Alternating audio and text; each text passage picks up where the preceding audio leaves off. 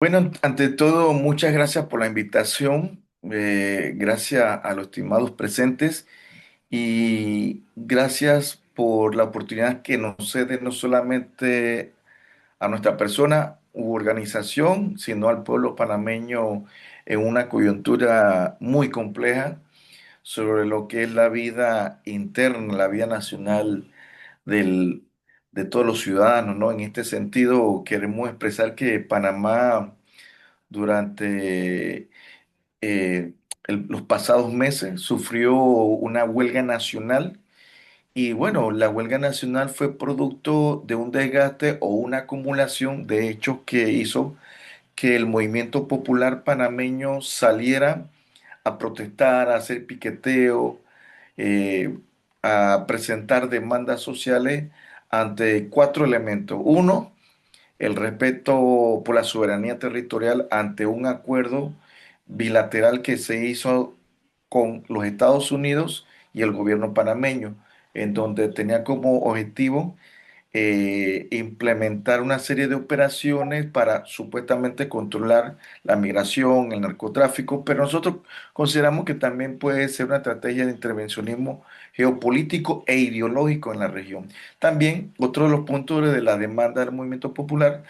eh, es la lucha pues, contra los reservorios multipropósitos, que no es más que un embalse de gran magnitud que, en cual el río Indio va a ser represado para abastecer este, este reservorio que va a luego tener como objetivo, ¿no?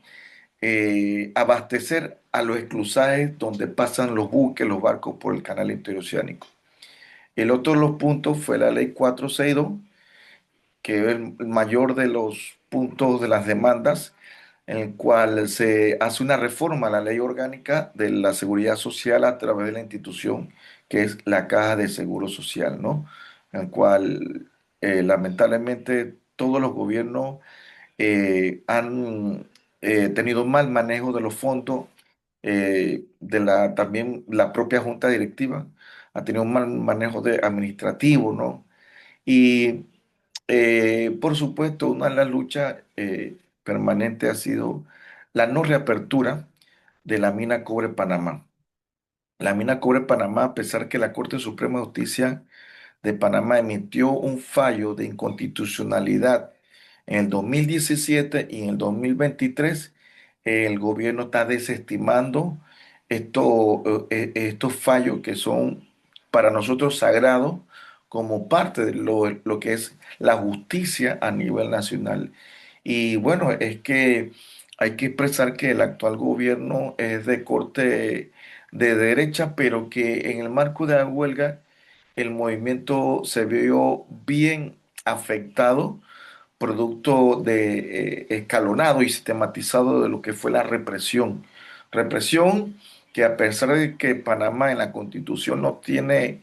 ejército, en la práctica diversos estamentos de seguridad hicieron uso brutal de la fuerza, en donde se dieron un registro innumerable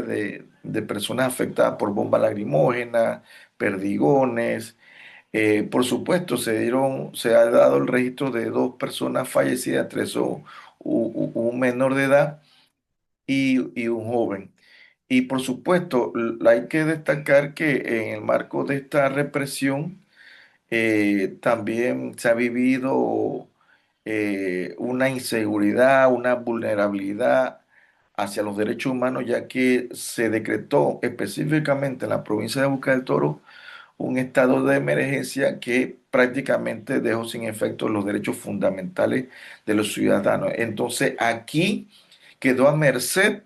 el pueblo de Boca del Toro al intervencionismo agresivo, violento de los estamentos por supuestamente retomar la provincia que estaban en huelga, y no es que estaba tomada o secuestrada por facinerosos, no, sino era un pueblo que siempre los gobiernos lo han tenido en la exclusión, que prácticamente carece de muchos beneficios que genera el Producto Interno Bruto de Panamá. Entonces, Actualmente, el movimiento popular se está reconfigurando, por decirlo así, ya que la arremetida brutal de la fuerza represiva también trajo consigo la judicialización de dirigentes sindicales, de dirigentes magisteriales, persecución y por supuesto un detonante tan fuerte fue la censura periodística a través de medios comerciales que eh, manipuló la información, no visibilizó las distintas demandas de los distintos sectores a nivel nacional. Por el contrario, sembró un discurso de odio en el cual se utilizó mucho de que Panamá con el movimiento en la calle quería volverse hacia la izquierda, que eran comunistas y diversos epítetos para buscar desvirtuar o buscar el fraccionamiento del movimiento con los ciudadanos no organizados. Entonces, este discurso desgastado de parte de la oligarquía o del sector empresarial, esto no caló porque la lucha que tenía el pueblo y que tiene todavía el pueblo panameño es por la justicia social y, por supuesto, contra la corrupción que aún después de los Panama Papers, el gobierno mantiene al Estado todavía en zozobra con enriquecimiento ilícito, actos de corrupción, de falta de transparencia. Y lamentablemente, a pesar de que somos 4 millones de habitantes, Panamá sigue siendo un país con una desigualdad social. Y entonces esto fue lo que hizo que el movimiento popular panameño con los ciudadanos salieran a protestar. Y en cuanto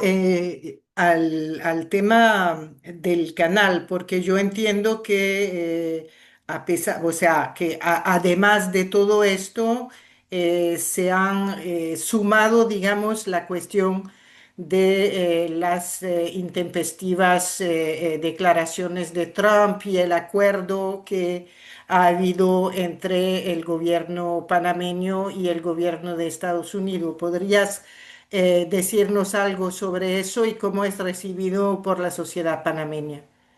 Sí, nosotros queremos destacar que el otro Panamá, la otra etapa de la vida de nuestro país, surgió luego de la invasión norteamericana. O sea, prácticamente en 1989 inicia un pseudo proceso democrático con diversos gobiernos que prácticamente han servido más a la clase de poder y élite económica y política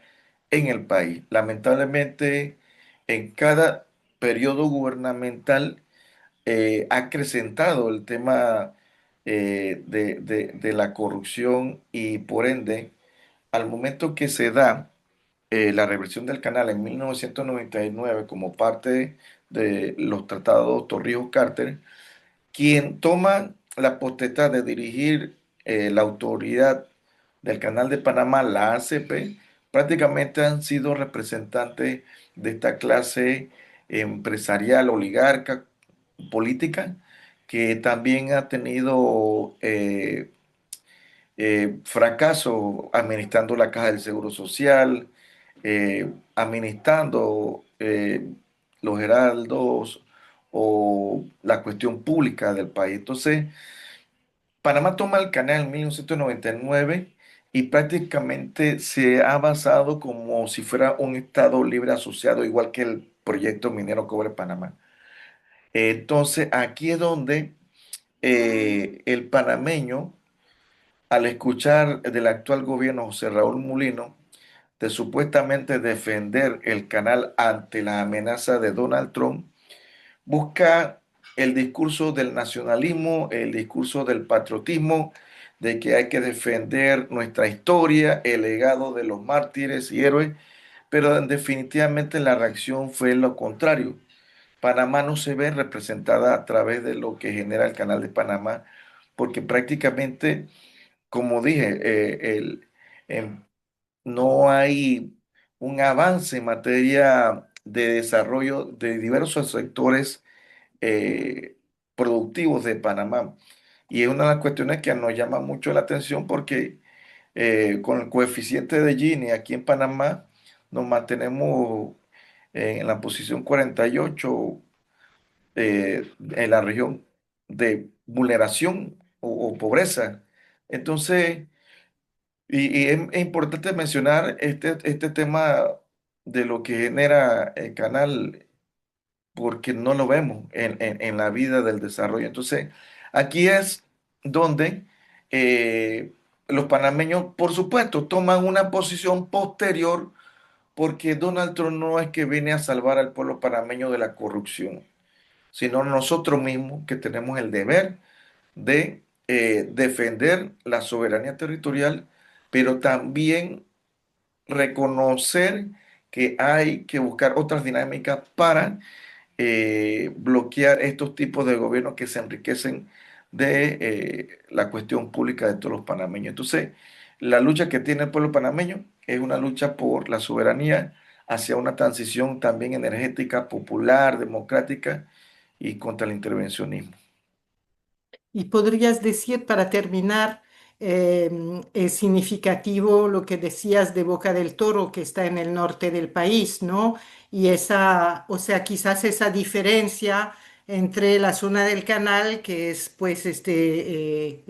o sea, se mira opulente, y el norte del país. No sé si eso explica de alguna manera que el movimiento social haya sido fuerte allá en esta zona. Sí, Panamá tiene esas contradicciones sociales, ¿no? En donde, por ejemplo, Colón y Boca del Toro, que han sido históricamente en décadas pasadas, como quien dice, uno de las provincias de mayor producción nacional e internacional, lamentablemente con el mal manejo administrativo, ahora se ubican dentro de provincias con gran vulnerabilidad en materia de derechos humanos, en materia de derechos económicos, y lamentablemente es como siempre tomo este retrato, ¿no? O esta escena en donde al frente de los barrios populares de la provincia de Colón, donde hay una cantidad de gente marginada, sin empleo, con falta de salud, educación y malas viviendas, al frente de ello entran los buques con mercaderes capitales, una contradicción que lo divide una cerca a este pueblo. Igualmente, Boca del Toro, como fue también una provincia con el auge de la producción de banano, no fue más que históricamente parte de las mal llamadas repúblicas bananeras, ¿no? En Latinoamérica que me generó mucho, pero que tampoco dejó un legado histórico de mejor calidad de vida. Entonces, lamentablemente solamente se acuerdan los políticos cuando vienen las elecciones de que hay que hablar con los ciudadanos y buscar la forma de salir, pero cuando ya están en el poder, quedan marginados nuevamente. Entonces, este pueblo que ha estado emancillado, olvidado, se tomó nuevamente la potestad de hacer uso del derecho de huelga de todos los trabajadores de, eh, de los bananeros. Entonces, esto hizo pues que se prolongara la huelga que tuvo que cerrar operaciones de la Chiquita Panamá en Boca del Toro. El gobierno buscó la manera de mantener las relaciones, pero el objetivo de fondo era controlar la huelga, controlar a todos los sindicatos y por ende la Chiquita salió del país. La cuestión aquí fue un punto muy delicado porque en ese momento que se estaba dando el bloqueo, bueno, pues el gobierno mandó dos comisiones y no tuvo resultado hasta que solicitaron que el dirigente Francisco Emit pudiera llegar a un entendimiento como representante de los trabajadores a sindicato, ¿no? Y bueno, él se dio a toda voluntad para también tener puntos de encuentro y solución. Y viajó a la ciudad de Panamá y luego que firmara un acuerdo mutuo para buscar viabilidad a la solución, días posteriores fue arrestado. Entonces, eso fue una grave, grave acción del gobierno en cual se involucró hasta la Iglesia Católica como garante de ese diálogo para buscar puntos de encuentro y evitar que Chiquita se fuera y que también, pues, esto ya abrieran las puertas de la provincia de Ecuador para abastecer de medicamentos, comida a toda la población. Y lamentablemente lo que se dio fue un acto de traición de parte del gobierno José Raúl Molino ante la voluntad que habían cedido los trabajadores a través del representante de los sindicatos, Francisco Emil.